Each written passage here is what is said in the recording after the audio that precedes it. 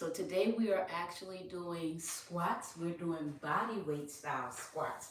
No equipment needed, just you and your body, but we're gonna do different variations. We're gonna do 30 seconds of work, 10 seconds to recover and catch your breath. We're going to do that 2 rounds through, and as soon as the timer gives me a beep, we're gonna start off with a warm up. We're gonna separate the legs hip distance width apart, and we're just gonna do some hinges right here. Just getting some blood flow in that hip area, since squats are all about hips, thighs, and knees. You can also do this in a chair if you have any knee issues going on right now. You can be sitting in a sturdy chair with no wheels, and you can just spread your legs wider than hip distance width apart, and you can just hinge up and down. So you can all do hinges whether you're standing or sitting. All right.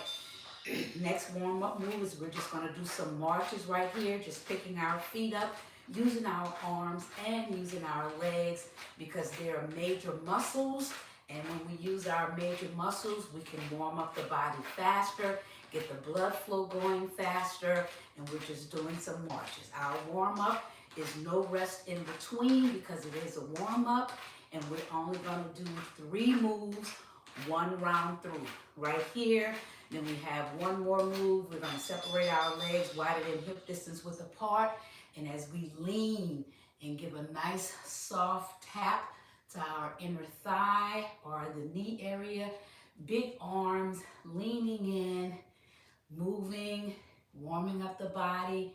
Heart rate is up, and we are ready for this workout, a Fit in 15 on Wednesday. Right here. So it's all about squats for the month of December. Body weight squats today, and in 2 weeks we're going to be doing squats with equipment. All right, so we're going to start off with air squats, is what we like to call them. It's just like sitting back in a chair. All right, so feet are hip distance width apart, or legs, and you're just sitting back like sitting in a chair right here. If you have knee issues, you can also be sitting in a chair. So you sit in a chair and you stand. If you have to hold on to the chair, hold on to the wall, you just sit and stand. Squats are what we call functional movements because, as you can see, this is something we do all day, right? Sit and stand. Right here, a few more. There we go. All right, so now we're going to do a variation, because it's all about body weight, but it's variations. We're going to squat and we're going to tap the inner ankles. So it looks like this. So we squat right here. So we're going to use the hands here, squat, tapping the inner foot, the inner ankle right here, just keeping our arms out like the letter T right here, making it much easier. Stooping down, that's also what we do all day, right? So that's part of a squat, right? Yeah, there we go. Come on, we got it. Even if you're sitting in a chair, you just lean over in a chair. There we go. Because you want to be able to pick up things off the floor, put things down. That's okay. That's why we're doing these squats, all right? Now we have a squat with an alternating kick. We want to get the back of the body. We want to get those hamstrings involved. Doesn't have to be a big kick, as long as we're getting those legs up off the floor, all right? When you lift that leg, make sure that your toes are pointing to the ceiling, okay? Flex foot, no pointed toes. I want to make sure that we're giving a full stretch to that hamstring muscle that runs down the back. Good morning, ladies. Welcome, welcome. Right here. A few more. Nice. And this is also working on your balance when we're changing legs like that. All right, so now another variation. Remember, we have 6 different squats this morning, 2 rounds through. We're going to do squats with a side kick. Right. We want to change it up a little bit, right? There we go. Getting that abductor, that ABD, the outside thigh. Working the balance also, so keep those legs nice and wide as we kick out to the side. And I'm not going to say kick out, how about a lift? We lift the leg out to the side. There we go. Getting deep into that hip flexor, right in the front of the leg, but also working that outer thigh. Nice. Flex that foot. One more. There we go. All right, so that is 4 variations down, 2 more. Now we're gonna do a curtsy squat. And I'm gonna do the first one modified, first few seconds. If you have knee issues, step back, bring it here. Step back, bring it here. That way you're not putting too much pressure on your knee. If you don't have any knee issues, let's go. So there we go. Both legs have a nice bend in them. Be careful, keep it in close, keep it in tight. I see a lot of my clients, they want to separate their legs real big when they're doing these curtsy squats. There we go, moving the body in different variations, keeping the blood flow going, keeping the mobility. There we go. All right. Always a modification, always a workaround. So our last one is squat pulses. I am breathing, y'all. Squats are not easy for nobody. I don't care how well fit you are. A 3 squat and stand. So we're gonna go 3 pulse. 1, 2, 3, and stand. There we go. 1, 2, 3, and stand. What better way to work your glutes, right? Ooh, yes, your glutes, which are in the back, and your quads, that nice, beautiful muscle that runs down the front of the leg. There we go. 3, and stand. 1, 2, 3, and stand. Last time, 2, 3, and stand. All right, round 1. Let's start back at the top. Regular air squats. Remember, 2 rounds through, 30 seconds of work. 10 seconds to recover, catch your breath, reset, get a sip of water if you need to. Remember, those legs are hip distance width apart, not wide, just hip distance width apart. A nice stable base right here. Remember, squats strengthen our calves, they strengthen our quads, they strengthen our hamstrings, and they strengthen our glutes. That's good for running, walking, jogging, and climbing stairs.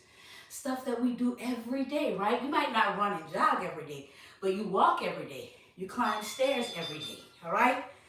All right, so now the ankle taps. We're gonna go down a little lower, and that's okay if you can't go down that low. Remember, you just started, arms out, and it takes time as we get older.